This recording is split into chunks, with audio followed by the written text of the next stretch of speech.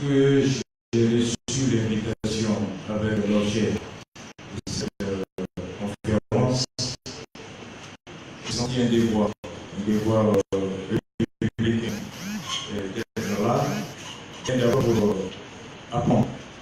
Parce que cette association, je l'ai connue à travers mes amis, mes frères, mes avocats, Maître Malik Ibrahim et Maître Louis Terra. Il m'a permis de mieux comprendre la question du Nord et les impacts de cet accord qu'on a signé. Cet accord en 2015-2014, dans son préambule, consacre l'intangibilité du territoire du Mali, l'unicité du peuple malien, la forme républicaine de notre État, nous a agréé, continue de nous agréer, aucun Malien conscient et respectueux ne peut ne pas adhérer à cette promotion consacrée dans le préambule. Le préambule étant tel qu'il est dans un document, il est celui à partir duquel tout ce qui suit doit se conformer. C'est comme la Constitution, c'est comme la fatwa, c'est comme le Coran. Donc tous les hadiths doivent se conformer au Coran, toutes les lois doivent se conformer à la Constitution, tous les corps des documents juridiques doivent être logiques avec l'esprit dégagé affirmé dans le préambule. Dans l'application de cet accord, nous avons senti se découler d'autres intentions et d'autres axes contradictoires avec ce qui a été affirmé dans le préambule. À ce niveau, il revient à chaque citoyen éclairé, attaché à ses valeurs, à sa patrie, de se constituer en sentinelle, de se constituer en bouclier, pour d'une part veiller sur les parties signataires à demeurer dans l'esprit du préambule, d'autre part veiller à tous ceux qui de l'extérieur ont contribué à l'établissement de ce texte, à ne pas s'égarer de l'esprit fondateur de cet acte-là. L'unicité du peuple malien. De là découle tout le reste. Et tout acte, tout fait, toute décision qui sera de nature à violer et briser ce principe d'égalité, à créer ce sentiment d'inégalité, tant dans les droits que dans le devoir, est contraire à l'esprit et doit être combattu par tout le monde.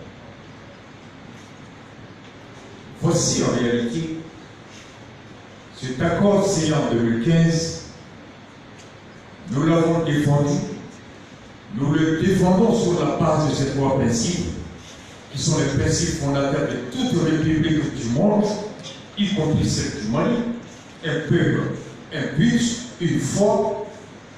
Ces slogans suffisent à résumer et à traduire littéralement le sens de l'unicité, de l'intangibilité de la forme républicaine. Très clair. Maintenant, dans ce qui a été contenu là-dedans, dans l'application de ce qui a été présenté comme convenu et censé concourir à l'atteinte des objectifs affirmés dans le préambule, c'est là que les hommes se doivent être à la hauteur de l'ingéniosité pour veiller à ce que les circonstances, les aléas ne puissent pas détourner l'accord de son esprit. Chaque fois que le contexte changeant, chaque fois que les intentions changeant, chaque fois que les intérêts changeants sont de nature à dévier de l'objectif affirmé et consacré dans le préambule, il revient d'obligation morale et patriotique de le rappeler pour leur dire que l'intérêt supérieur au-dessus des intérêts partisans et contingents. À ce titre, ce projet de loi qui a été bien expliqué par mes frères est un projet contraire au préambule de l'accord, attentatoire à la forme républicaine attentatoire à l'unité du peuple malien et attentatoire à l'intangibilité du peuple malien. Cher Bourassa.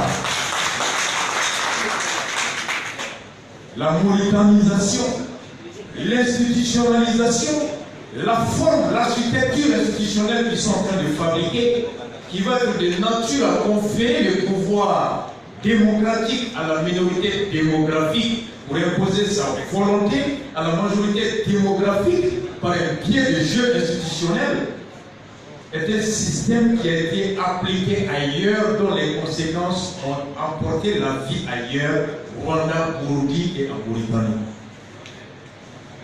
Rwanda et Burundi, par le même jeu institutionnel, les Belges ont conféré d'une part et d'autre le pouvoir de la minorité d'imposer de gérer la majorité, ou tout, tel qu'il est le cas actuellement en Mauritanie. 90% de la population sont des Noirs. Mais c'est le plan par le biais du système qui quasiment représente le parlementaire, le législatif, l'exécutif et même à l'armée. Pour celui que le Seigneur aura tendance à penser que Mauritanie est un pays majoritairement noir et blanc. Or, c'est faux à la base. C'est ce qui se passe. Ça, c'est sur le plan même du principe. Venons-en aux conséquences économiques. Des 43 cercles, on se retrouve à 97 cercles. Près de 43 cercles supplémentaires. Et au Mali, les critères pour avoir droit à un représentant à l'Assemblée, ils sont doubles. Critères démographiques et critères institutionnels. Soit tu es un cercle, tu as droit à un représentant, ou tu as 60 000 habitants dans ta commune, vous avez droit à un représentant. Gao et Ménaka, cercle de Gao avec un député qui n'a que 50 000 personnes inscrites, se retrouve par le biais de découpage avec 4 cercles. De facto, on va avoir droit à 4 députés contre le cercle de Gao qui a 120 000 inscrits, soit le triple du nombre d'inscrits de toute la région de Ménaka, qui aura moins de députés que le cercle de Ménaka. Et donc, on se retrouvera au final avec Taoubeni, Ménaka, et qui a autant de députés pour 10% que de députés pour 90% à l'Assemblée. Et ce qui leur ont permis par ce découpage d'avoir accès à ce pouvoir et avoir autant de représentants qui ont la convergence d'intérêts, constitueront la majorité à l'Assemblée. Et le principe démocratique étant tel que c'est la volonté de la majorité qui s'applique, et forcément c'est leur volonté qui va découler en loi et s'imposer à tous, sachant bien qu'une loi se caractérise par l'impersonnalité et la généralité. Ça veut dire que nous serons amenés à subir le dictat de cette loi sous peine de passer comme état de normes républicains. Ne pas percevoir ces avantages, c'est fonctionner à partition du pays. Voici l'analyse qui s'impose. Et quand ils exigent la démission de Aguerlaf, ça découle. C'est normal. Aguerlaf joue sa survie personnelle, morale, biologique.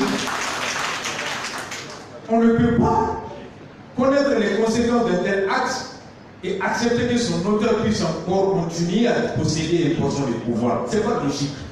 La démission d'Aguerlaf s'impose. Il est l'auteur de cet acte-là. Donc voilà, être ici présent, c'est encore être attaché à ce principe-là. Et nous sommes très heureux que beaucoup aient pu percevoir la portée de ce projet de loi qu'ils ont fait fuiter pour essayer de couper la température, voir est-ce qu'avec le loi de là, canadien, n'avait pas l'antépant. Donc, ni entre tout le droit avec eux. C'était ça le truc. Et comme l'a dit Kéré tout à l'heure, que c'est la communauté internationale qui fasse office d'arbitre et de garde sur le respect de la volonté de chacun. C'est comme Moutara l'a dit, on est tiré par nos oreilles. Mais ça fait une belle leçon. Nous sommes contents qu'aujourd'hui le peuple est préventif. Nous étions un peuple aventuratif, passif, qui attendait d'être mis devant le fait. Mais voir aujourd'hui que les gens s'intéressent déjà aux choses et puis au stade du projet, et cette attitude qui a fait grandir et construire toutes les grandes nations. Mieux le peuple est informé, plus le peuple est anticipatif, plus la République devient la chose du peuple. Le prendre à l'avance, ramener ça dans le débat. Ce projet, avant même qu'il ne soit adopté par le Conseil des ministres, faire l'objet de débat dans les salons, faire l'objet de débat dans la place publique, c'est cela la vraie démocratie.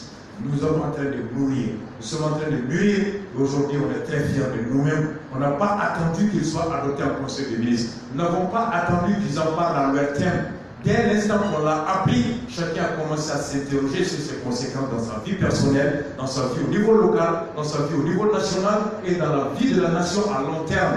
Et c'est rapporté de ce sujet. Aujourd'hui, ce sujet, il est un indicateur de l'éveil de conscience. Il est un indicateur de la maturité du peuple malien et il est un indicateur aussi de la victoire qui se profile. Comme l'a dit le frère, et c'était cela le message du capitaine Thomas Sankara, que tu le veux ou pas, le Père aura le derrière moi. Parce qu'il est l'incarnation de Dieu, le Père est la parole de Dieu. Et ainsi, la victoire elle est en nous comme Marley. Et now we see the light, we're going to stand up and fight for it. On a vu la vérité, on se libère et on se battra pour notre droit. Merci à vous tous, merci, excusez-moi d'avoir été présent. Voilà, ça y est, merci. Ok, merci beaucoup à la base, mesdames et messieurs. Nous sommes dans une conférence de presse. Nous acheminons maintenant vers la fin des différentes prises de parole qui nous ont certainement édifié sur l'accord contre la paix et la réconciliation au Mali. Je vais donc inviter les journalistes à poser leurs questions. Nous allons recenser une vague de 5 journalistes. Ensuite, après, une deuxième vague passée. Oui.